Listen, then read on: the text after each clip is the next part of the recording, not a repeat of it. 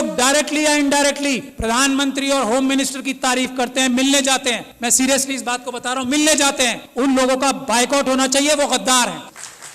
क्या बात करेंगे आप आरएसएस के लोगों से जो इस बात को तय कर चुके हैं कि हमें संविधान खत्म करके मनुस्मृति लागू करनी है? उनसे क्या बात करके और क्या समझाएंगे उन्हें? उन्हें सिर्फ ये जाके कह सकते हैं कि हम आपके पैरों में गिर चुके हैं, हम आपकी हर बात मानेंगे, सिर्फ हमें हमारी कम्युनिटी को धोखा देने का रास्ता बता दो। कैसे हम उनसे मीठी मीठी बातें करके, कैसे जज्बाती तकरीरें देके उनको बेवकूफ बनाएं और आपकी मदद करें, ये काम कर रहे हैं जो लोग उनसे मिलने जाते हैं। ये समझ लीजिए आप, उन्होंने सारी इंस्टीट्यूशंस जो हैं हाईजैक कर ली हैं। उन्होंने हम लोगों के, खास तौर पे एससी एसटी, माइनॉरिटीज और ओबीसी के जितनी टॉप लीडरशिप है सब हाईजैक कर ली। इस बात को जब तक हम तस्लीम नहीं करेंगे हम एक कदम आगे नहीं बढ़ा पाएंगे। अपने अंदर से गद्दारों को आइडेंटिफाई नहीं करेंगे हम एक कदम आगे नहीं बढ़ा पाएंगे।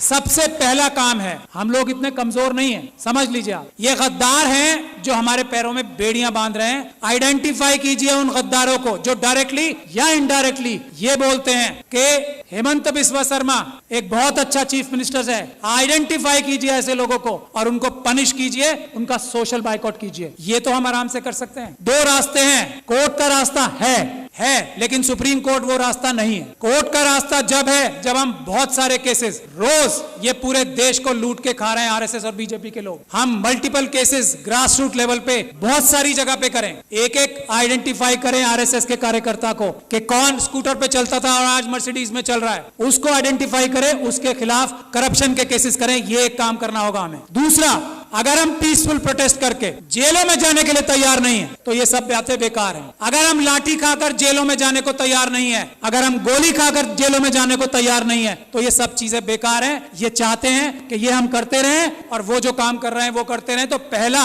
रेजोल्यूशन ये होना चाहिए कि हमें अपने देश को अगर बचाना है, संविधान को अगर बचाना है तो हमें जेल जाने के लिए तैयार रहना पड़ेगा। और जेल जाने वालों में सबसे पहला नंबर लीडरशिप का आना चाहिए, क्योंकि हम लोगों को लोग इज्जत करते हैं ना, हमारी ताकत क्या है। आज मुझे लोग इतना पसंद करते हैं, मैं क्या हूं, एक छोटा सा अदना सा वकील हूं। आज लाखों लोग मुझे सपोर्ट करते हैं, वो मेरी ताकत है। नहीं तो मेरी औकात और हैसियत नहीं है कि मैं चूं भी कर जाऊं इन लोगों के सामने। ये समझ लीजिए आप। और ये बात तस्लीम हमारे सारे एमपी एमएलए, बड़ी बड़ी तंजीमों के लीडर्स को करना चाहिए। उनकी अपनी जाती हैसियत और औकात किसी की नहीं है, मैं इस बात को तस्लीम करता हूं। आज अगर हम लोग इतनी जोर से बोल पा रहे हैं तो हमारे पीछे लोगों की ताकत है, उसकी वजह से हमें उन्हें धोखा नहीं देना चाहिए। जो अपने आप को जितना बड़ा लीडर समझता है उसे जेल जाने के लिए, गोली खाने के लिए, लाठी खाने के लिए सबसे पहले तैयार होना चाहिए आज। और जो ऐसा नहीं करता, जो इसके लिए बहानेबाजी करता है, मसलियत बताता है, कि मसलियतन जो है ना, लफ्ज बोलने वाला गद्दार है। मसलियतन ये नहीं बोलेंगे कि मैं जेल जा रहा हूं, मसलियतन हमें प्रोटेस्ट नहीं करना चाहिए। गद्दार, बेईमान, ये हमें बोलना पड़ेगा खुल के,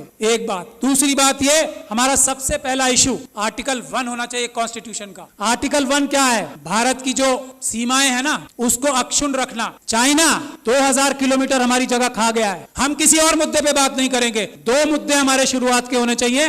और हमें होम मिनिस्टर का, हमें प्राइम मिनिस्टर का घेराव इस बात पे करना चाहिए कि चाइना से हमारे देश की सेना अपनी जमीन वापस लेने के लिए बेकरार है। तुम डरपोक हो जो उन्हें रोक रहे हो, इसके लिए हमें प्राइम मिनिस्टर का घेराव करना चाहिए। ये आर्टिकल 1 है, इसके लिए करें। और आगे जाके गोली खाएं। इसके बाद क्या, 2000 किलोमीटर हमारी, जिसको अलग अलग जबानों से हम कहते हैं, कोई भारत माता कहता है, हम भारत देश कहते हैं, उसमें से 2000 किलोमीटर कोई ले गया और हम यहां बैठ के डिस्कशन करेंगे? नहीं, या तो प्रधानमंत्री इस्तीफा देंगे या वो 2000 किलोमीटर वापस लेंगे, नहीं तो हम मार्च करके हम खुद जाके वापस लेंगे। ये हमारा पहला एजेंडा होना चाहिए। दूसरा एजेंडा इस वक्त जो है वो है मणिपुर। अगर मणिपुर के लिए हम लोग प्रधानमंत्री का घेराव नहीं करते, प्रधानमंत्री और होम मिनिस्टर डायरेक्टली इन्वॉल्व है मणिपुर में जो हो रहा है, यहाँ मणिपुर के लोग बैठे हैं, अरामबाई तेंगुल, मेतेई लिपुम, ये दो संगठन है आरएसएस के जिन्होंने ये सारा कारनामा अंजाम दिया है। अमित शाह साहब के साथ मिलकर जिन्होंने ये सारा कारनामा अंजाम दिया है, चीफ मिनिस्टर बीरेन्द्र सिंह के साथ मिलकर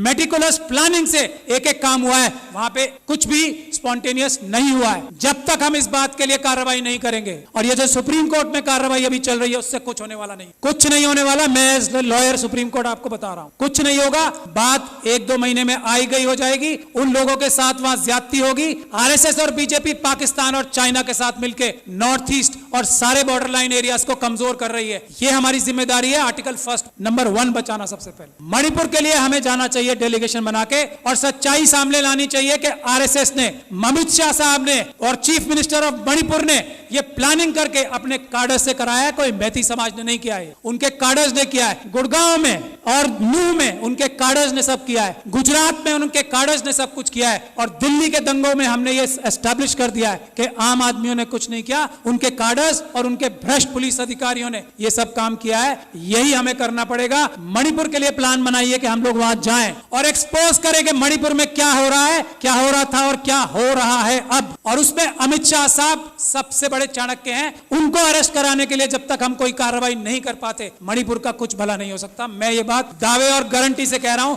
he is the main mastermind, mister Amit Shah. वो वहां जाके बैठे ही इसलिए थे कि उन्होंने ये सब प्लानिंग करनी थी कि सब कुछ ठीक चल रहा है या नहीं। वरना भारत के होम मिनिस्टर में इतनी ताकत होती है, चेयर में, चाहे कोई डफर भी बैठ जाए उस पे। अमित शाह साहब की बात नहीं कर रहा हूं, ये डफर वर्ड उनके लिए इस्तेमाल नहीं किया मैंने। अगर कोई डफर भी बैठ जाए, भारत के होम मिनिस्टर की चेयर में इतनी ताकत होती है कि सब शांति वहां पे एक दिन में हो जाए। लेकिन जो होम मिनिस्टर वहां अपनी प्लानिंग ही करने गया था, इंप्लीमेंटेशन देखने गया था गुजरात मॉडल की, वो उससे क्या उम्मीद करते हो? आज तक किसी आदमी ने यह बोला है कि Amit Shah is the main mastermind of Manipur? नहीं बोला। यही हमारी कमी। तो मेरी यही गुजारिश है, एक तो जेल जाने के लिए जो लोग तैयार हैं, गोली खाने के लिए जो लोग तैयार हैं, लाठी खाने के लिए जो लोग तैयार हैं, वही बोले कि मैं लीडर हूं, वरना वो गद्दार है। मेरा ये मानना है। बाकी अपनी अलग अलग राय सबकी हो सकती है। यही एक टेस्ट है। अच्छी से अच्छी बात कोई भी कर सकता है। एक से बढ़कर एक स्पीच देने वाले, एक से बढ़कर एक भाषण देने वाले हम लोगों में भी हैं और आरएसएस में भी हैं। जबान की वैल्यू आजकल 0 हो गई। सड़क पे आए,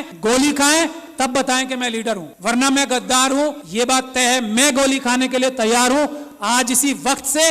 और जब आप लोग दावत देंगे कि गोली खाने के लिए सबसे आगे मैं रहूंगा, मैं ये गारंटी दे रहा हूं अपनी तरफ से। और मैं ये उम्मीद करता हूं कि इस हॉल में बैठा हर एक इंसान जो अपने आप को लीडर कहना चाहता है, वो गोली खाने के लिए, इस वक्त देश बचाना है तो गोली खाने के लिए तैयार रहना पड़ेगा। अमित शाह साहब को मणिपुर के लिए अरेस्ट कराना जरूरी है। इसके लिए हमें कार्रवाई करनी पड़ेगी। मेरी जहां भी सर्विसेज आपको दरकार होंगी, मैं वॉलंटियर करता हूं अपने आप को। बहुत बहुत शुक्रिया। जय भीम, जय Bharat. Thank you very much.